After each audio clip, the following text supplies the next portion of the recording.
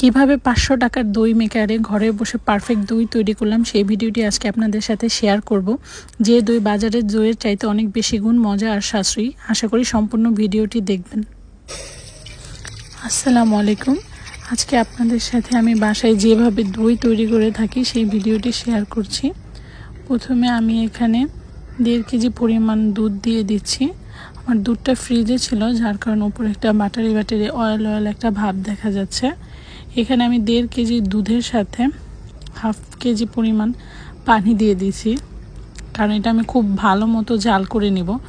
পানিটা দিলে আমার মনে হয় দুধটা যখন বেশিক্ষণ জাল করা হয় দুধের মধ্যে খুব সুন্দর একটা কালার আসে। দুধটা 3 ভাগের 2 ভাগ যখন হয়ে যাবে তখন চিনিটা অ্যাড করে দিতে হবে। এখানে আমি 1 কাপের চেয়ে একটু কম পরিমাণ চিনি দিয়েছি। আপনারা প্রথমে একটু কম করে দিবেন, তারপর টেস্ট করে দেখবেন।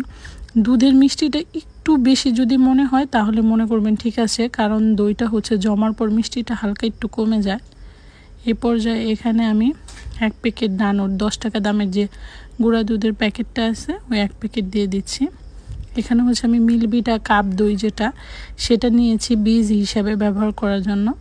ওই দুধের সাথে কুসুম গরম থাকা অবস্থায় দইটা সেট করতে হবে।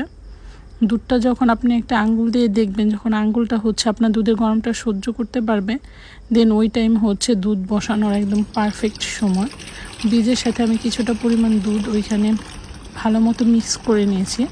দেন আমি দই মেকারে দুধটা ঢেলে দিচ্ছি। এখানে আমি দই মেকারে দইটা সেট করব। আপনারা চাইলে এখানে মাটির পাত্র ইউজ করতে পারেন। দুধ জাল দেওয়ার প্রসেসটা একদম সেম থাকবে।